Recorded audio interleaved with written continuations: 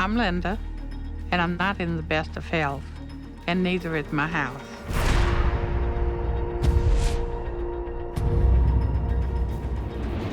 I have clothes piled up. The clothes are stacked up because I can't get to my closet. My two sons, Andre and Sean, live with me. Andre is 42. I'm Linda's son. Linda is my mom. I've been there my whole life, but I stayed gone a lot because it's like a prison. I'm Sean, and Linda is my mom. Our house smells like rotten food. Clothes laying everywhere. It's embarrassing. At one time, Sean did leave. He lived with his girlfriend.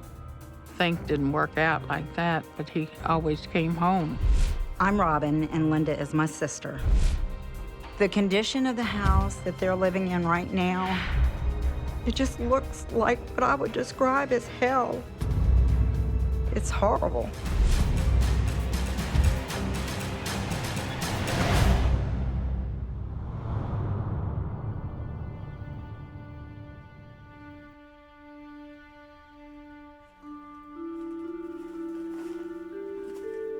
My knees are bone on bone, and I have to have surgery, and I'm gonna probably have to have in-home health care, and they wouldn't be able to get in here. Home health care couldn't come in because they would call the parish or authorities. So my mom wanted to go to my aunt's house to stay there, and my aunt got upset and said, you know, I didn't cause this problem. Why is it falling on me now?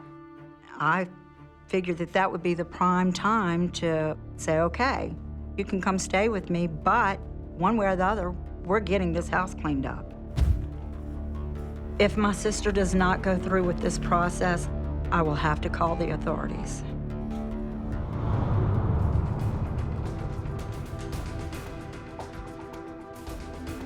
Good morning, everybody. Good morning. My name is Geraldine Thomas. I'm a certified professional organizer specializing in chronic disorganization and hoarding. Do you think your sister is reluctant to ask for help? Yes, I do. She will not ask for help, and she has a problem receiving help. Linda wants to make sure that she is the decision maker. She does not want to give up control to her sister. Everybody ready? Ready. I do love you. I love you too.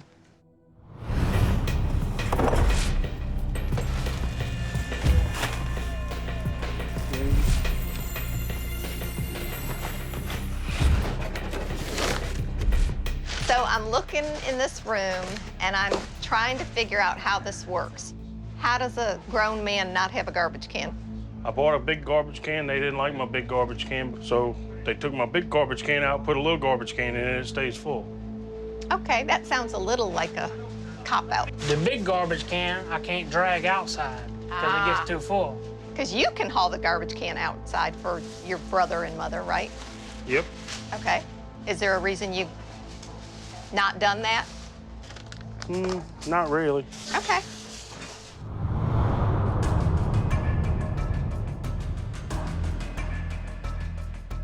Here's some more. Oh, great. They've already emptied out your kitchen cabinets. You don't have enough room in your kitchen to bring this back in. So we really need to do some letting go. Keep. Both? Mm-hmm. Keep it. Keep that. I'm gonna keep this. Today, we found Linda's weak spot, and that is with pots and pans. How about copper bottoms? Can you let these go? No, Absolutely not? absolutely. A never-ending supply of pots and pans is what we are still finding in the house, and she just refuses to let them go. I want to keep that, and that, and that. I feel like you're keeping too much stuff for the size kitchen you own. I'm Dr. Suzanne Chabot, and I specialize in OCD and hoarding syndrome. Linda has not cooked for her family for 30 years. I think you're living in the past. The God's honest truth. You're living in the past to think you're going to be serving huge meals for 12 people. Think about it.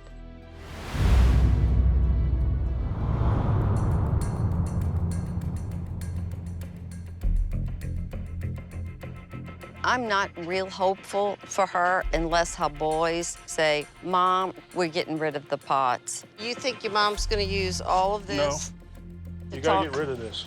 She'll never use half of this stuff. I think it's an attachment, like a kid likes teddy bears. You ain't gonna use all this, Linda. Get rid of it. eBay it where it came from to begin with. You live with pots and pans or you live with people? Which one is it? When your own child looks in your face and says, choose me, Mom, choose me over the objects, and she cannot answer, that's severe. Answer your son, Andre. People or pots? People are the pots and pans. It hurts seeing her pick pots and pans over me and my brother. That's my jambalaya pot. She doesn't want to break up She'd rather sets, break but up it family breaks than up break up a families. set, yeah. How you feeling, Andre? What are you feeling? Come on. Useless.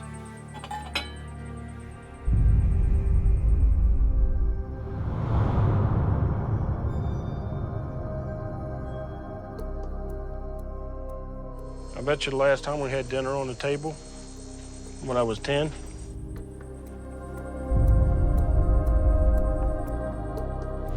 I don't get it. I don't either. Why does she need so many of them? Keep that one, and that top goes to that pot over there. We're still digging pots out. Oh, I know. You're gonna dig pots out for days in there. When they leave, we need to send her off somewhere. I'm serious. I mean, the business needs to pick up. Robin keeps mentioning that when Linda goes out to eat, that she and Sean or she and Andre may go in the back room and start cleaning it out.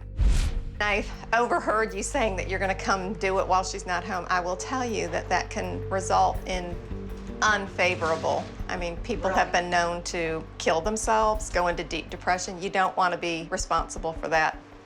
At some point, Robin, it's okay to say you've done everything you possibly can do as a sister. Robin really takes responsibility for the lifestyle that Linda is living. You are unable to fix what's wrong. I can't accept that.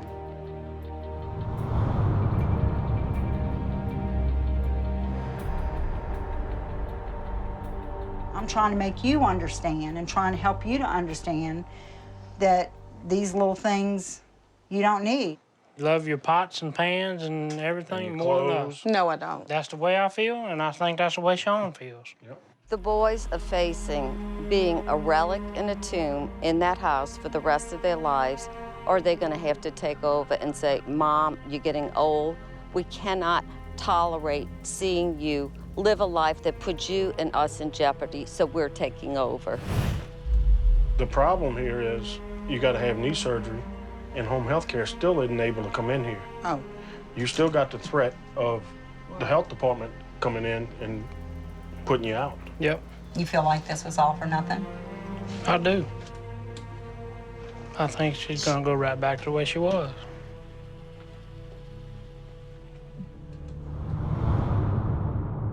If she continues this way, I really do believe that at one point the health department is going to end up coming into the home and they will be putting them out. The boys don't deserve this. They don't deserve to be put out of their home because of what their mother has become. She lives a life of intentions, like so many hoarders. Here we have two boys that never got the life that could have been.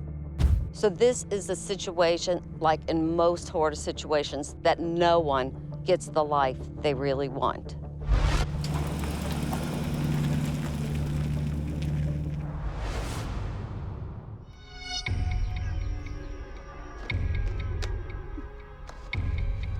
I'm Nora, and I'm a retired school teacher.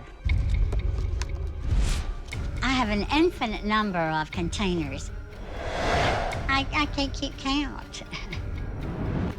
I really like things organized, and I just keep buying containers now to do that with. I have lots of things for cooking and scrapbooking and crafting, things I used at school. I have an addiction to books. I guess it's better to be addicted to books than some of the other things, but it's an addiction in itself. I'm Jennifer, and I'm Nora's daughter. My mom has thousands of containers in her house and in her storage building. I have seen the stacks get higher. I've seen less of a path. There's no room to do anything. You can't even think when you're in there. All you want to do is just turn around and walk away. Our relationship has become very, very strained over the years.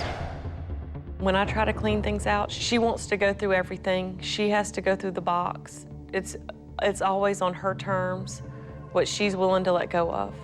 Mothers and daughters have a lot of disagreements sometimes, but we've had more than our share.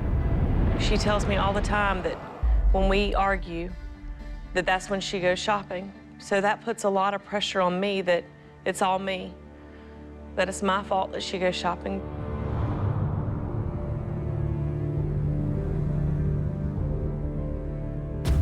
In January of 1997, my grandmother passed away. In November of '97, I moved out and moved into an apartment. In December of 1997, my father passed away. And at that point, things were totally different with her. I lost my 3 best friends, my mother and Jim and Jennifer. It was just hard to lose them all at the same time. I didn't take time, I guess, to grieve, so shopping a lot because I didn't want to be home at night much. I'm not scared to be home at night, it just got very lonely. So you make friends with the people in the store. I knew the stores that stayed open all night. I get good bargains, and when I get good bargains, I want to buy one for everybody I know, you know. The shopping is just as bad as an alcoholic or a drug addict or anything like that because she's wasting her life away, and you can't get through to her. My mom lost a job not long after my father had passed away because she was a teacher. She went shopping during school hours. Unfortunately, I was gone most of the day, and while I was gone, a child got hurt. And she was not there, and therefore got fired the very next day. You got your card. If my mother does not get the help and address the hoarding and the compulsive shopping and the over-organizing, then this is the last straw. Our relationship will just become more strained and more distant. I love her. I love her to death, and I would do anything to help her, but at this point, I just don't think I can.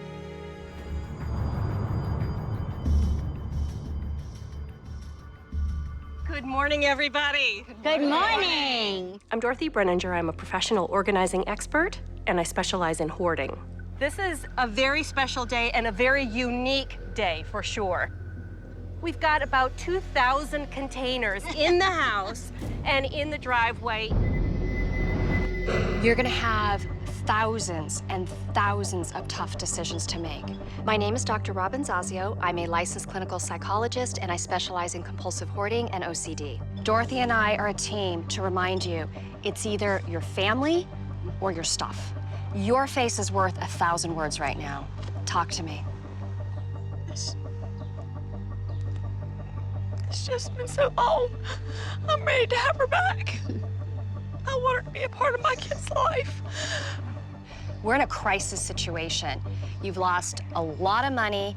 Your daughter is standing next to you saying, I can't do this anymore, right? We've got to stay focused, and I think we'll have success if we do, okay? Yes. Let's get the day started with some energy, all right? Thank you for sending these pictures.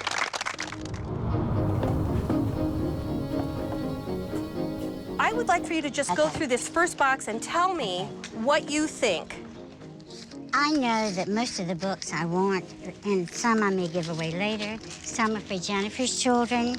But later is now, unfortunately. These are mostly just really good books for school. And this is all stuff you're keeping? Yes. And these are cookbooks? Let me take your cookbooks. These keep? Thank you, yes. And this is all stuff you're saving here, too? Yes. And this? And this yes, as well? please. And what about this stuff here? Yes. This stack right here, is this all stuff that you're keeping? Have you been through this? I'm keeping all of this.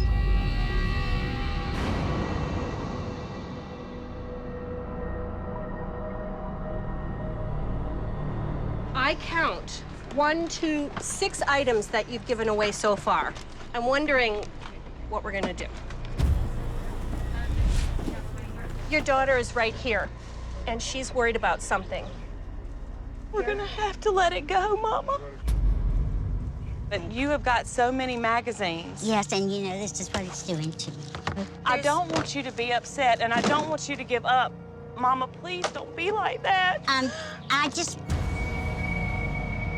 Nora has an incredibly difficult time with mood regulation. She's either happy or she's angry. And when she gets angry, because she can't tolerate those feelings, because they're uncomfortable for her, she runs and hides.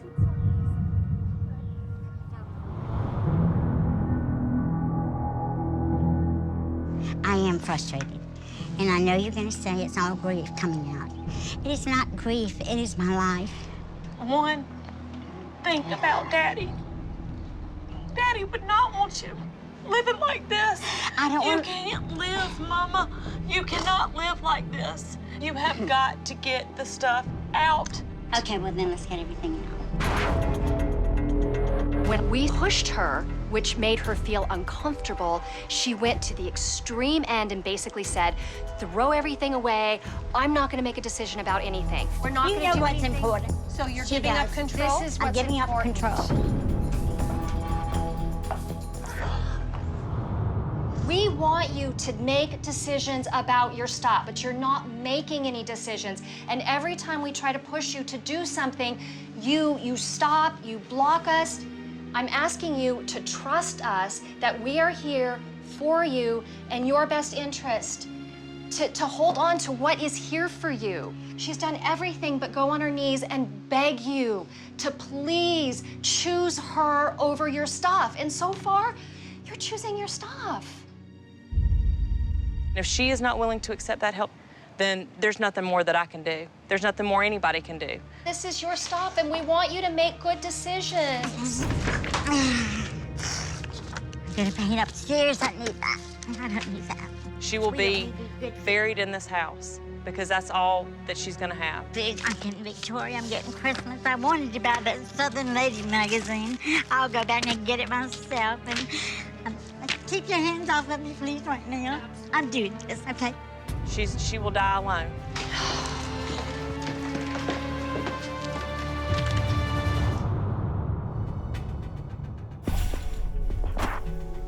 We're on day 2.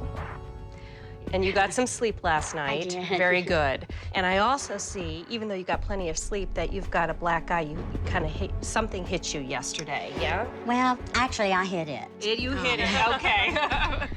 Yesterday, the success rate wasn't good. We got rid of 16 items. If we started in the living room, just getting down to work, we could get some of that momentum going. That might bring up a feeling of success for you. Yes. That could get us rolling. Yes. What do you think of that? I think that's a great idea.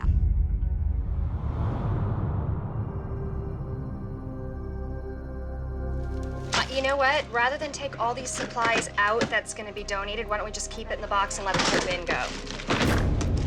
Now, Nora, what's going on? Wait a second.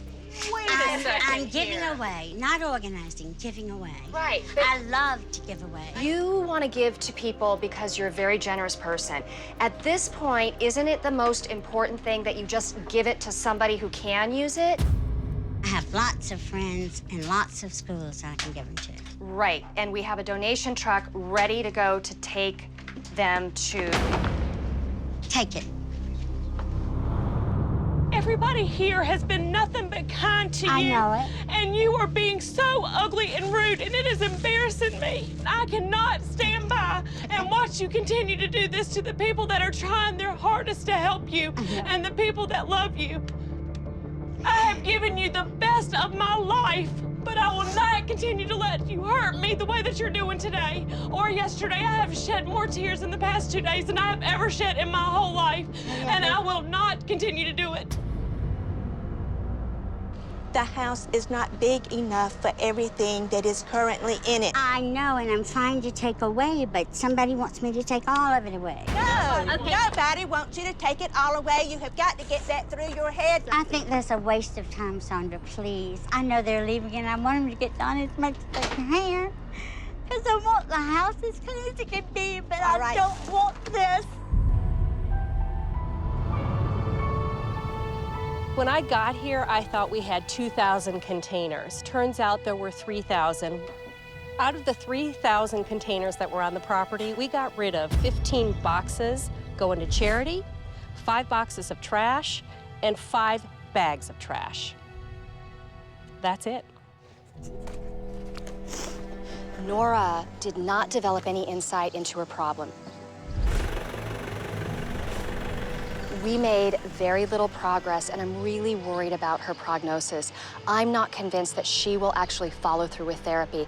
And if that's the case, I think eventually she could lose everyone she loves.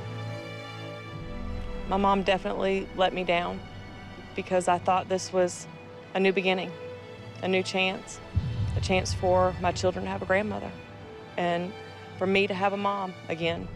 She's not the same person. And at this point, I don't think that she ever will be the same person. I think that she's happy with what she has. And I think that that's the way I will find her one day, is in her stuff.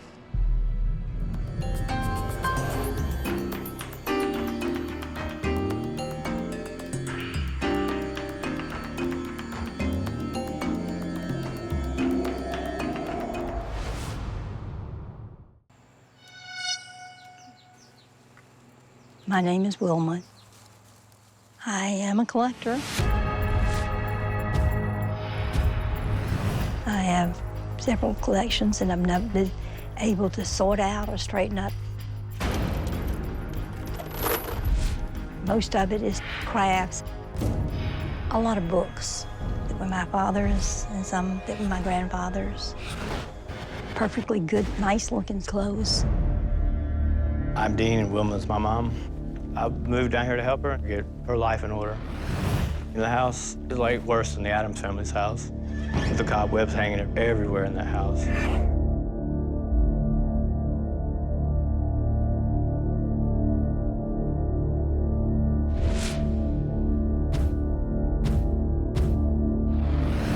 There's no way to move through the house without knocking something over. It's a landslide everywhere you go. I'm Carol, and Wilma is my mother. The house is just a sea of chaos. There's smelly stuff that's piled and piled and piled deep. My name is Ben, and Wilma is my mother. My mom's house now is almost like a garbage disposal. It's just filthy, it's unlivable, it's unsafe, it's unhealthy.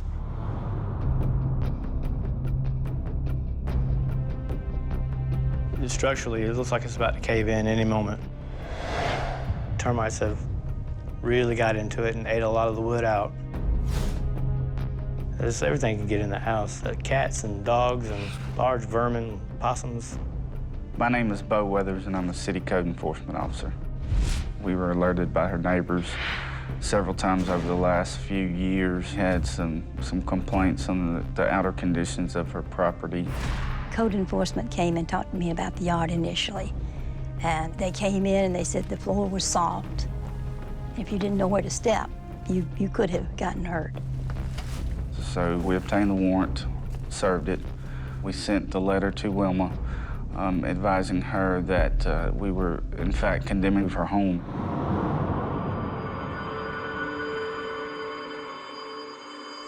I wasn't given the criteria. They just put a notice that it was condemned.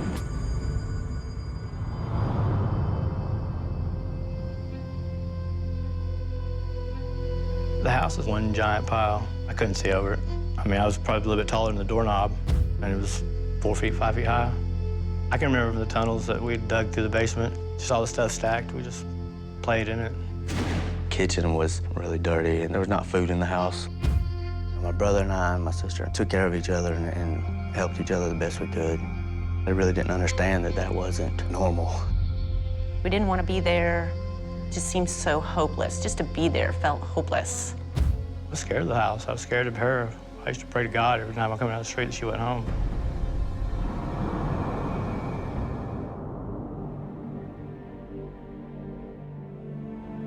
My grandmother's house was just a happy place for us. Me and Ben and Dean all spent all of our holidays there at that house, and summers, and Christmas, and Thanksgiving, Easter. It was immaculate. It was totally the opposite of what it is now. It's almost unbearable to go in the house now. I can't imagine driving down that road and not being able to turn that driveway and not, Granny's house just not being there. Whether we can go in or not, there's a chance it just might not ever be there. I guess that scares us more than anything.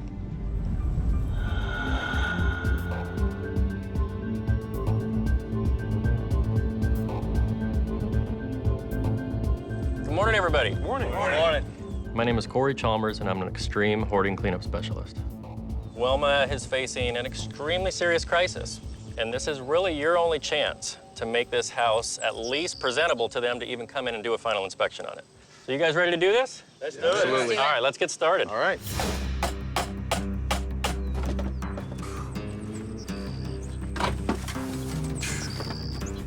We have our opening at least.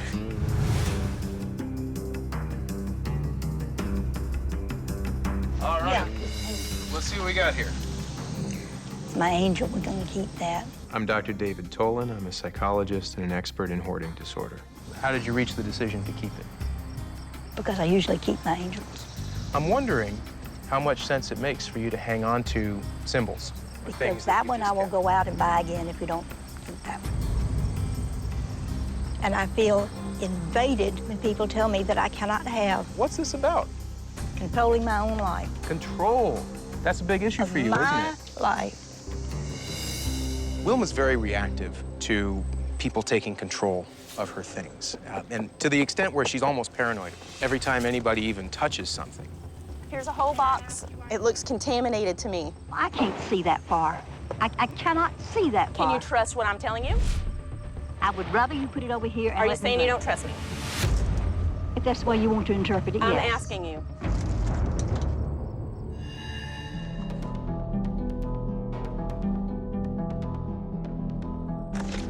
Somebody stuffed animals. It's trash, aren't they? Rat. It's all caked to ruined. Ruined. Ruined. This one I keep for a pattern. Well, you can't take it with you when you die, Wilma. Or you're just gonna leave us with all this. Nope, I'm not gonna leave y'all anything. I can't take it. It infuriates me. She said wrap it. That trash. Wilma is so consumed with her own anger, her own resentment of everybody and everything, that she's lost the ability to look at things objectively. Wilma, I think what's happening is you're lashing out at people. Sometimes when people are mean to me, I lash back.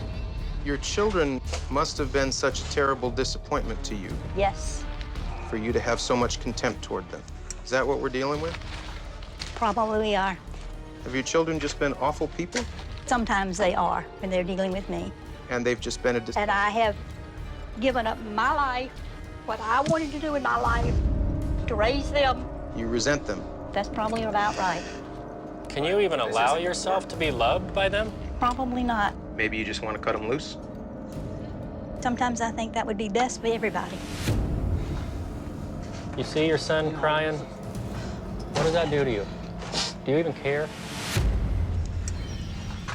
Why are you guys here? Why are they here, Wilma? Tell me why your children are here. If they hate you so much, why are they here? Because I tell you what, I would have left a long time ago. You're pissing me off, and I'm not even related to you.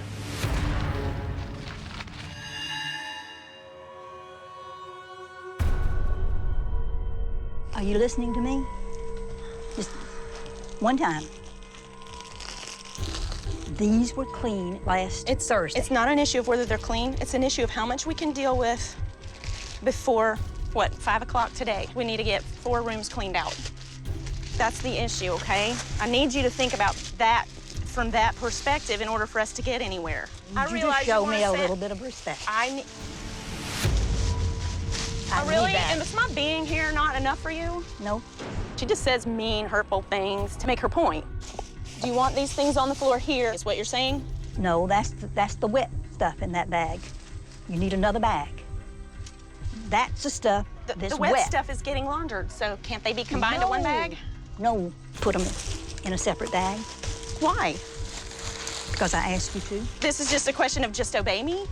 Instead of you hearing my logic and respecting me as a person? Yes. It's back to the control issue. She wants me to do what she said, and I'm not going to do it.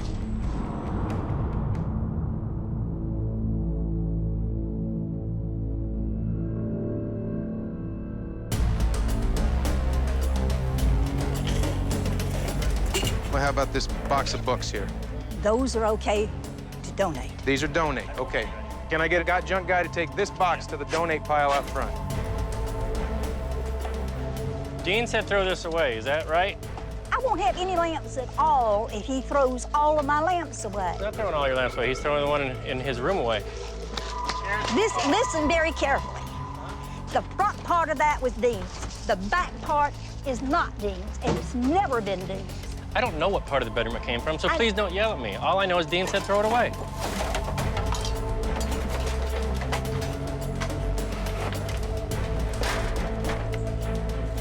Reader's Digest, Family Marriage and Parenthood.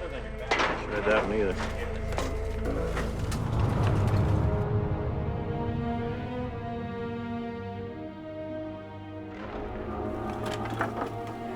Look at the gap in those boards there. This whole wall's going out, so it's not resting on anything, and all the wood underneath here is completely rotted out. We removed 3 dump trucks full of trash. The house is still probably 60, 70% full, and we've unraveled the severe damage to it. There's just nothing left. It's just falling apart. All from the load of all this stuff. This is a no-win situation for him. This house is uninhabitable. The reality is they're gonna tear it down. I mean, over, done. Not a bright outlook for the future. If I pushed on this wall, it would go down. Look. That would come down on top of us, we'd be messed up. Wilma would rather be homeless than live with her kids. I have never wanted to live with them. I don't want them living with me. I'd rather be elsewhere by myself. I don't know why her kids haven't written her off, but they haven't. And I think that says something powerful about them. But I don't know if they're ever gonna have a normal relationship with Wilma. I guess I've got to come to terms that I'll never have that affection or love from her. You know, I've always wanted it, and I never gave up hope on it. And now I'm at that point. And that hurts. It really hurts.